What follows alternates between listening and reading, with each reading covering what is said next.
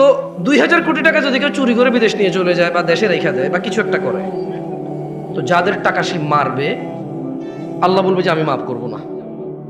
তো সে বলবে যে তোমার টাকা তুমি মেরে দিয়েছি, কি করবো? সে আবার লোক বলবে যে নেকি দাও। তো এখন এই যে মসজিদে 2 লাখ দেয়, মাদ্রাসায় 2 লাখ দেয়, এতিম বাচ্চাদের বিয়ে করা, এগুলো ভালো কাজ নাকি খারাপ কাজ? পাহাড় সমান নেকি থাকবে না তার কাছে, কারণ সে প্রচুর দান করে। কি করে? ও এখানে আরেকটা কথা বলা ভালো, যদি সুনামের জন্য দানবীর জন্য দান করে তাহলে নেকি ওটাই নাই, ওটা রিয়া হয়ে উল্টো ওটা একটা গুনায় পরিণত হবে। কেমন?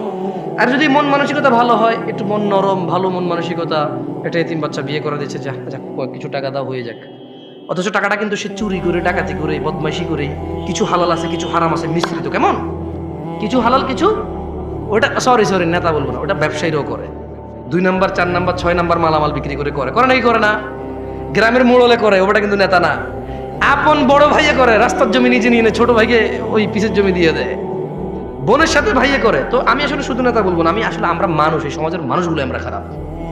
ভাই হিসাবে ভাইয়ের সাথে খারাপ, ভাই হিসাবে বোনের সাথে খারাপ, ছেলে হিসাবে বাপের সাথে খারাপ, নেতা হিসাবে সমাজবাসীর সাথে খারাপ, ব্যবসা হিসাবে কাস্টমারের সাথে খারাপ, স্বামী হিসাবে স্ত্রীর সাথে খারাপ, বাপ হিসাবে ছেলের সাথে খারাপ। এটা হচ্ছে আমাদের স্বভাব। বুঝে আসছে? তো আসলে কোনো একটা লোককে এইভাবে দোষ, মানে নেতা হয়েছে এই জন্য দোষ, এটা না। আসলে আমাদের স্বভাবগত যাতে এই দেশের মানুষের আমরাই খারাপ। বুঝে আসছে না আসলে আপনার?